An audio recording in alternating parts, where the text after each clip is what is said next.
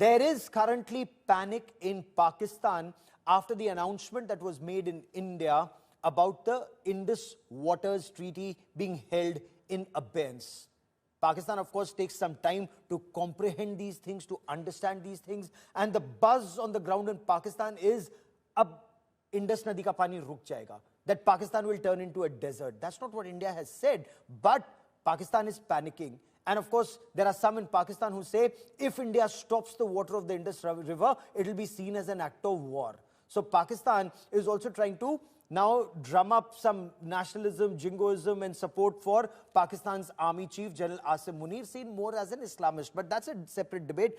Joining me now on this India Today special broadcast is Ambassador Yash Sinha, India's former High Commissioner to the United Kingdom, somebody who spent a long time initially as Joint Secretary and then Additional Secretary at the Pakistan, Afghanistan, Iran desk at the Ministry of External Affairs. And when Pakistan took this Indus Waters Treaty case to the Permanent Court of Arbitration, he was part of fighting back and ultimately won that case. So, Ambassador Sinha, I want to understand from you and for the benefit of our viewers, sir, what does holding the Indus Waters Treaty in abeyance actually mean? Why is Pakistan in panic?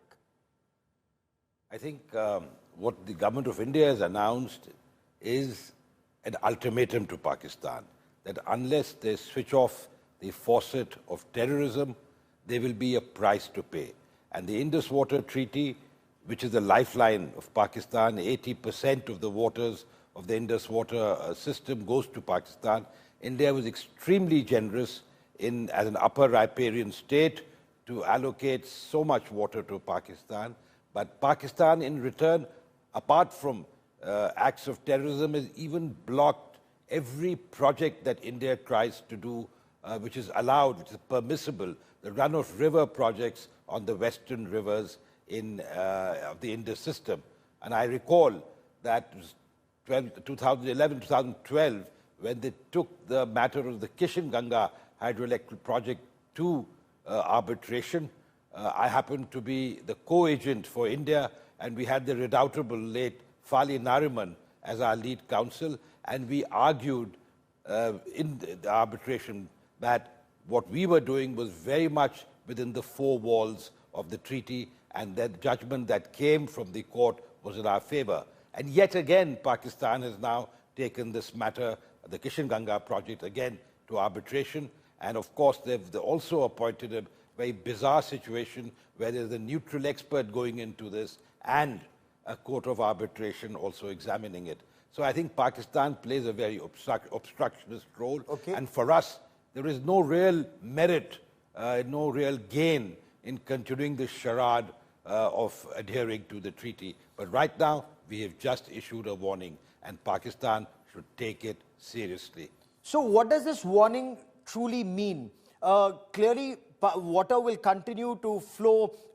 If we were to talk about we are an upper riparian state, and we were talking about the western, rivers, Chenab, Jhelum, and Indus. Pakistan continues to get 80%. We retain 20%, but we're not even harnessing our 20%. So why is there this panic in Pakistan? Many would argue you can't stop that water, you can't store it. Our own country will get flooded. So is this an empty threat, Ambassador? No, as far as the western rivers are concerned, we only have run-of-the-river projects. We do not block water from flowing. We do not have that sort of storage capacity. In fact, the dispute that Pakistan, that took us to arbitration was on the issue of the dead storage level and the size of the sluice gates. Now, as far as India is concerned, we have been adhering to the provisions of the treaty, and till now, the various processes of dispute resolution have borne that out. However, the threat that India is making now, as far as the eastern rivers are concerned, we already are using it. Yes. May not be 100%, but you see the Ravi in Lahore, and you'll see that we are utilizing, as per the treaty, the waters of the Ravi, or the Beas, or the Satluj for that matter. Yes. But as far as the western rivers are concerned, if we raise, for instance, just an example, and a hydrological engineer would be able to explain that better than I could, But if you raise the debt storage level or you increase the size of the sluice gates, then you could conceivably store more water than you would probably do in normal course. And obviously to divert waters is a very long-term, expensive exercise, but it's not improbable.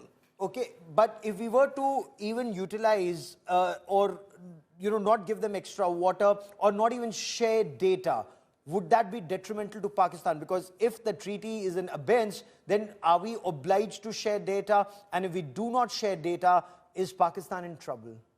Well, as far as the sharing of data is concerned, particularly during the monsoon, this data is very valuable because it gauges the flow of the rivers, especially the western rivers.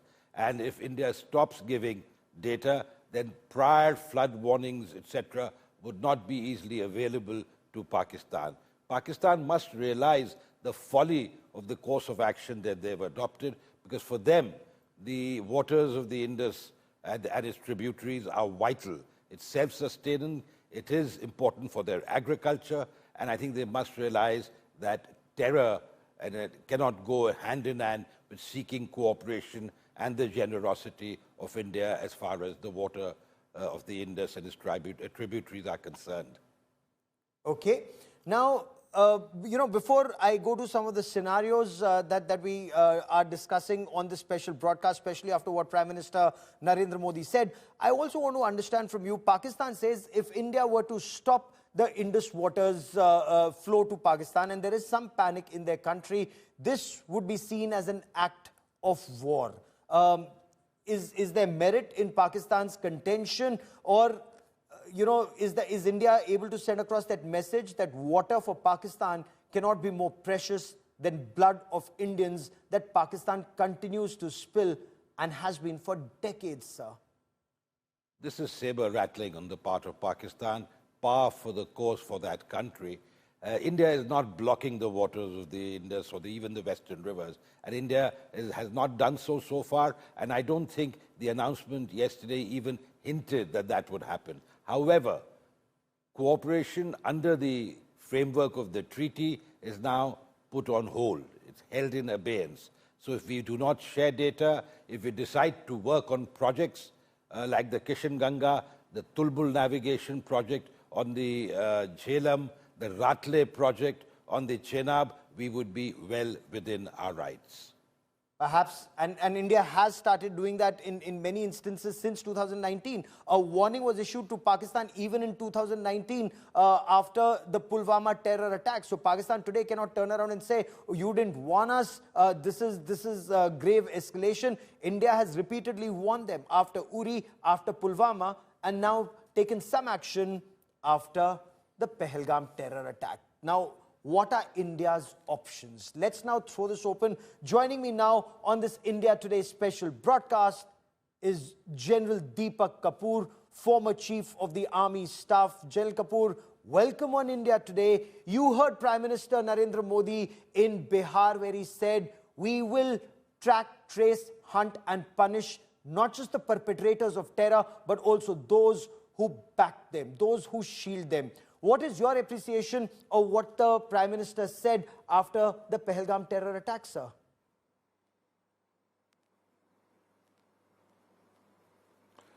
Let me be historically correct to say that since 1947, when India got independence, Pakistan has indulged in 4 adventurous actions in the form of wars in 1965, 48, 65, 71, and 1919 at Kargil. And in all these, it has not succeeded. Having not succeeded militarily in all these wars, Pakistan decided to bleed the Indian army by 1,000 cuts in its own words, and that is how in the year 1989, this action of insurgency supported financially, economically, and militarily by Pakistan started. And for the last 36 years, this terror cycle has seen various ups and downs. And in the ebb and flow of this terror cycle, gradually thanks to the efforts made by India, the situation in Kashmir has been turning towards stability and normalcy. And for the last 5-6 years, since the time on 5th August, the abrogation of Article 370 was announced, gradually the connectivity in Jammu and Kashmir has improved in the form of rail connectivity. Also, linkages across the Pir Panjal range in form of road connectivity have also improved. There is a degree of peace which has prevailed for the last 3 to 4 years in the valley, and we were hopeful that the situation will continue to keep improving. But definitely it was not to the Pakistani army's designs. And that General, is how I want you to listen to Prime Minister Narendra Modi for a moment. Viewed by us when. Okay, I want you to listen to Prime Minister Narendra Modi, and usually when he speaks in Hindi, it's a message perhaps domestically, but he chose in Bihar to speak English, and I want you to listen into it. What does this mean? What are the implications? And we will then discuss certain scenarios on the basis of what Prime Minister Narendra Modi said. Listen in. I thank the people of various countries and their leaders who have stood with us in these times. Today, from the soil of Bihar, I say to the whole world, India will identify, track, and punish every terrorist and their backers. We will pursue them to the ends of the earth. India's spirit will never be broken by terrorism. Terrorism will not go unpunished. Every effort will be made to ensure that justice is done. The entire nation is firm in this resolve. Everyone who believes in humanity is with us. So when Prime Minister Narendra Modi says that आतंक के लिए जो बची कुची जमीन है वो भी खत्म हो जाएगी, नष्ट हो जाएगी, whatever territory remains for terror, whether it's terrorists or their backers, it will be destroyed. General Deepak Kapoor, I want you to consider certain scenarios on the basis of what Prime Minister Narendra Modi indicated. India has already carried out a surgical strike. It's carried out an airstrike in Balakot after Pulwama. I want you to consider scenario one, a missile strike. What could perhaps some of the possible targets be? Of course, the army knows, the armed forces know what to strike. But for example, the better known targets, Jaish-e-Mohammed headquarters in Bahawalpur, Lashkar-e-Taiba headquarters in Murid-ke, terror launch pads in Pakistan-occupied Jammu and Kashmir, or if you were to hurt terror backers, what can be hurt, what can be used? Is a missile strike, in your appreciation, a feasible scenario? General Kapoor.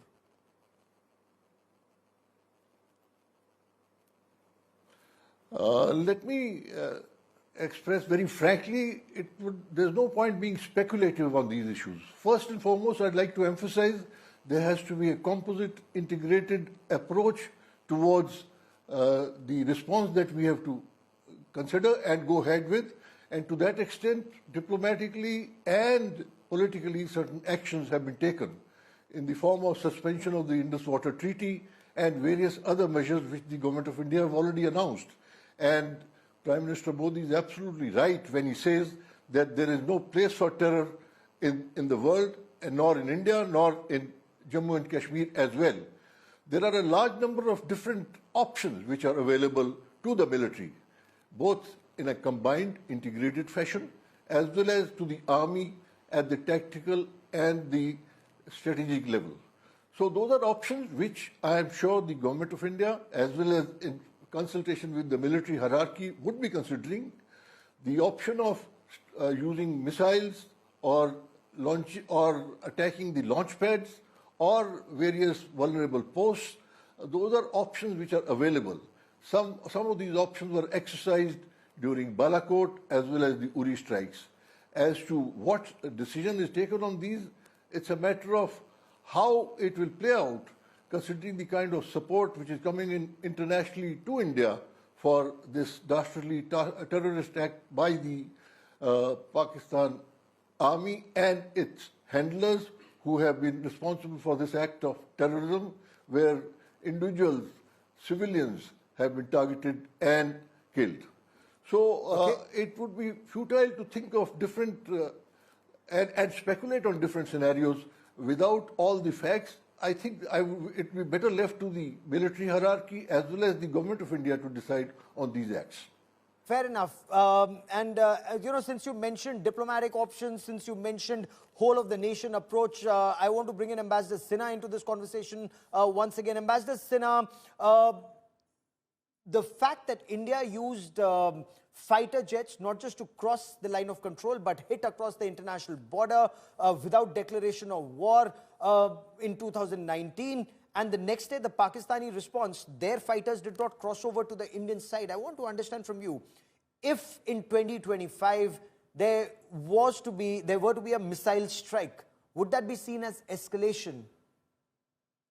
Well, certainly it would, because till now we haven't had missile strikes as far as India and Pakistan goes, particularly when we are not fighting a war. So I think a missile strike would be an escalation. But then I wouldn't like to second guess what the government has planned, because certainly the government will give a muscular response. What that will be, I think we should leave it to our decision makers.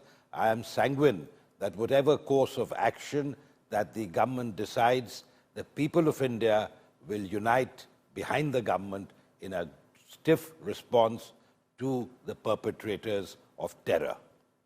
Oh, absolutely. I completely agree with you. The fact that terror has to be punished, the fact that Prime Minister said there has to be no territory left for terrorists and their backers. And in your appreciation, Jal Deepak Kapoor, would the Pakistani state or the Pakistani military jihad complex, army, ISI, do they constitute part of terror backers in your appreciation, in India's assessment?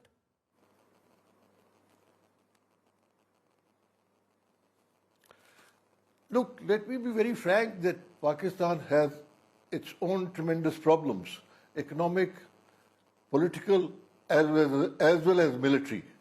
As to how much they can support this jihadist elements in carrying on with terrorism in the J&K area is a matter of doubt, because their own economy is in doldrums.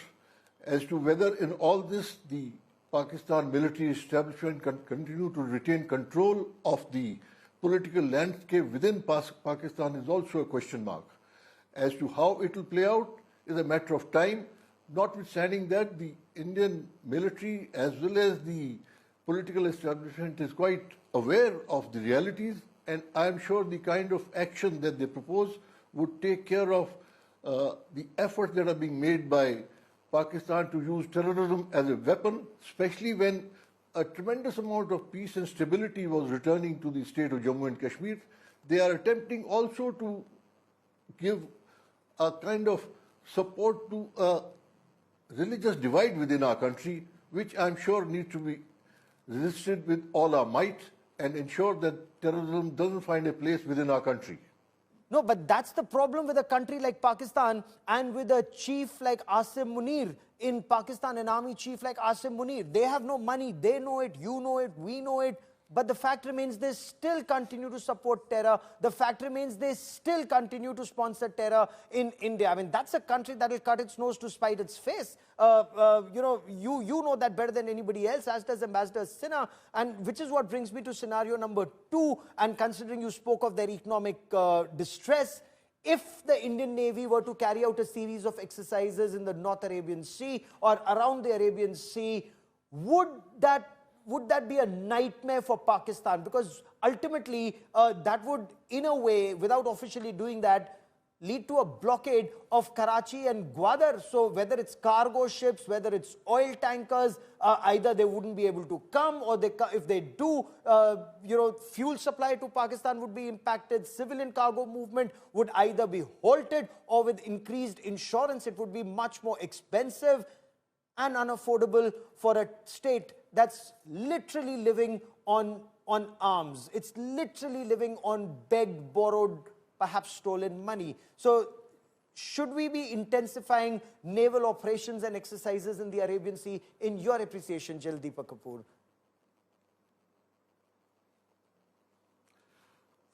I think we would be indulging in the realm of speculative thinking when we talk about either naval, army, or air force actions.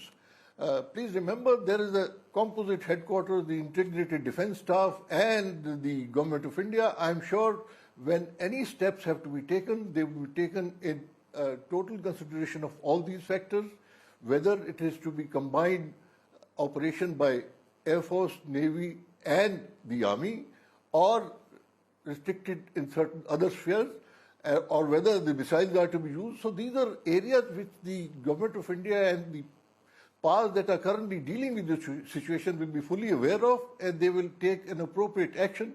All that I would like to say is that as the country is behind whatever they decide to do, it will be coordinated action, integrated fully, and that will take care of the kind of retaliation that we wish to plan towards Pakistan and its military establishment. Okay. Ambassador Sinha, if India's effort is to ensure that Pakistan does not have funds for terror, and whatever little funds they have, they've been begging for money from the International Monetary Fund, they've been begging Saudi Arabia, United Arab Emirates, bartering their territory or our territory to China, and yet sponsoring terror. So would squeezing funds out of Pakistan be an option, and should that be an option? And I'm sure that's an option, but what do you make of naval exercises? There's nothing that Pakistan can do. I mean, it's international waters if we were to carry out exercises.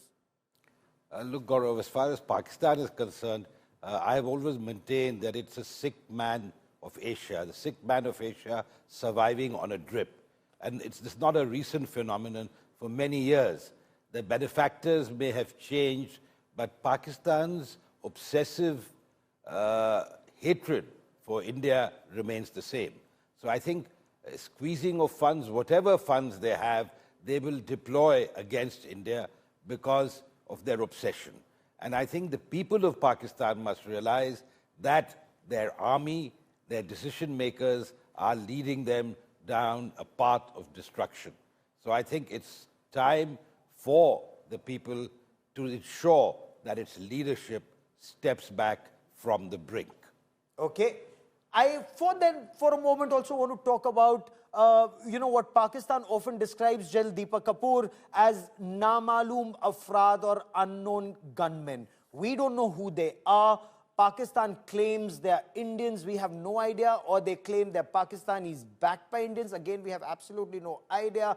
But is that working to take out terrorists who may have been involved in actions in Jammu and Kashmir? Because I'm told the intelligence agencies and networks know who all were responsible, whether they were state actors, semi-state actors, non-state actors. I'm told they're all 50 shades of Hafiz Saeed anyways. But what is described often as covert operations, neutralize high-value terror targets or strategic targets in Pakistan, targeted assassinations in Pakistan.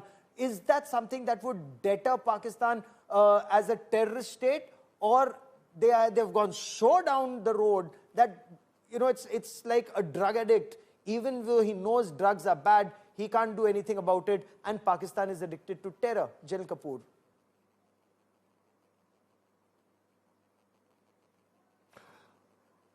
I would not like to indulge in speculative thinking, but I'd like to ask you a counter question. Haven't the ISI of Pakistan been trying to invoke trouble of all kinds within our country from time to time?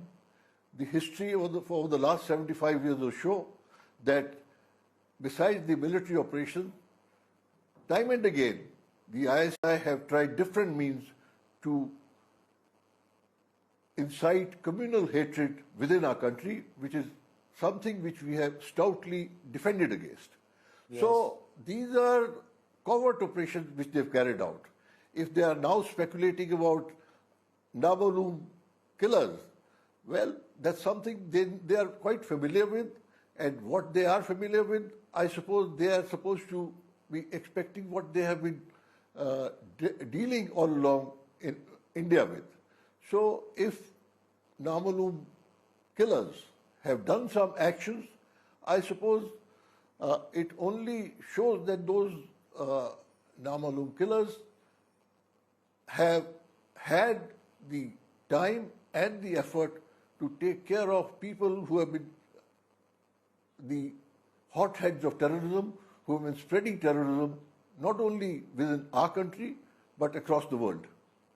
Oh, absolutely. That's a very pertinent point you make because, Ambassador Sinha, as you know better, Pakistan has, for example, Madeleine Albright described Pakistan as the international terror epicenter. Pakistan anyways is seen as the global terror central. Osama bin Laden found and killed there. David Coleman Headley was Lashkar-e-Taiba's sleeper cell in America. Captain Tahawwur Hussain Rana, who's been extradited to India now, was Lashkar-e-Taiba's sleeper cell in Canada. They carried out or attempted to carry out a terror attack in Europe. So is the world or can the world unite to target Pakistan's military jihad infrastructure, or is that best left to the victims of terror and currently perhaps India, Afghanistan and certain other countries? I think the fact that Pakistan is a state sponsor of terrorism is widely known. I mean, right from its inception, it has used the fig leaf of non-state actors, whether it was the tribals, Razakars, 47, 48, 65 they launched Operation Gibraltar. Yes. In 99, in Kargil, the Northern Light Infantry was involved, but they denied. They refused to take back even their dead bodies. So Pakistan has a history. 26/11, they denied that they were Pakistanis till Qasab, the identity of Qasab was clearly proven. So I think the world knows that Pakistan can hide behind what they consider to be non-state actors, but everyone knows that they are the ones who are sponsoring it. They're sponsoring these acts of terrorism, sponsoring these terrorists. So I think even the attack in Pahalgam was executed with some amount of precision. They certainly would have had support from the Pakistan jihadi complex, the military jihadi complex.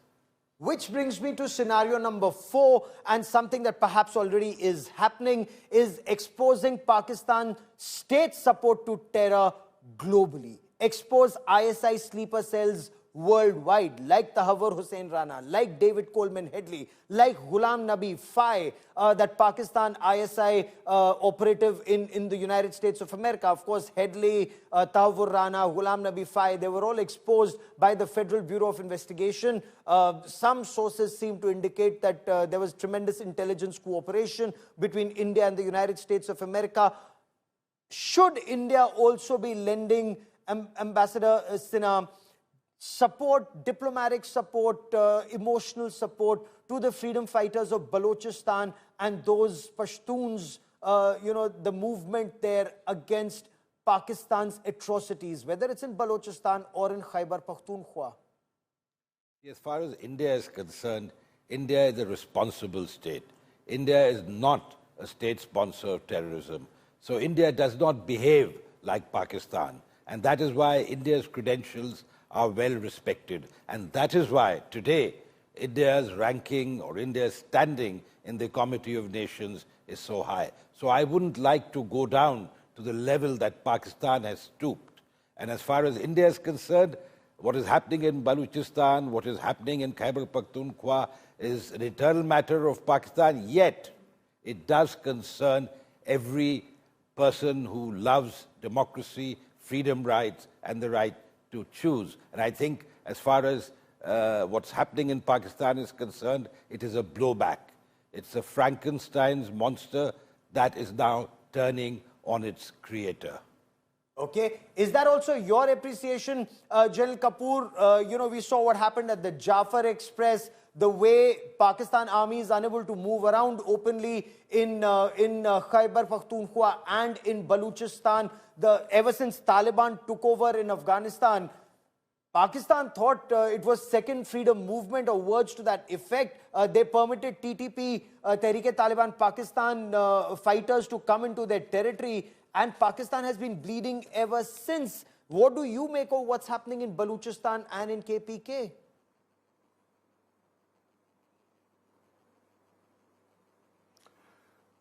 Look, Pakistan has been always known to be the fountainhead of terrorism.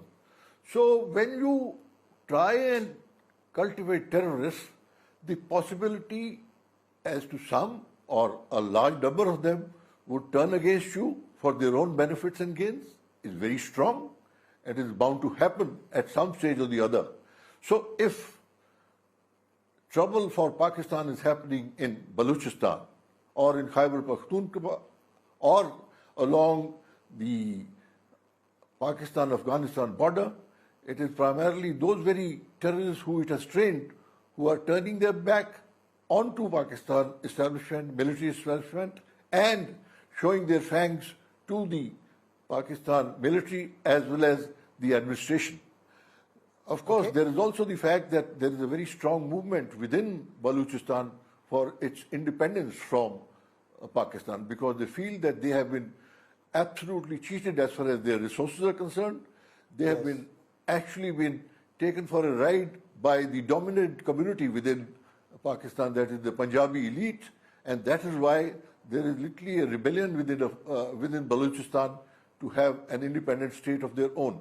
Likewise, the other provinces of Pakistan, whether it is Sindh or Khyber Pakhtunkhwa, also feel the domination of the Punjabi elites in almost all departments and functions of the government. So there is a degree of resentment which is already existing as to how Pakistan can stay away from the acts of terrorism for these very people is a matter of time, and gradually it is bound to show at some stage or the other in the next Which brings me to years. our question number 5. Has the ceasefire along the line of control held India in good stead? Is that helping Pakistan better? Is it better that the Pakistan army remains stretched not just along the Durand line, along the AFPAC border, but also along the line of control? So 770 kilometers of the LC, 200 kilometers of the international border, and 110 kilometers of the actual ground position line. The Pakistan army was able to shift considerable resources and take them along the AFPAC border, virtually 2,700 odd kilometers to fight there. Is it better if the Pakistan army is stretched on all borders and internally? General Deepak Kapoor, in your appreciation, sir.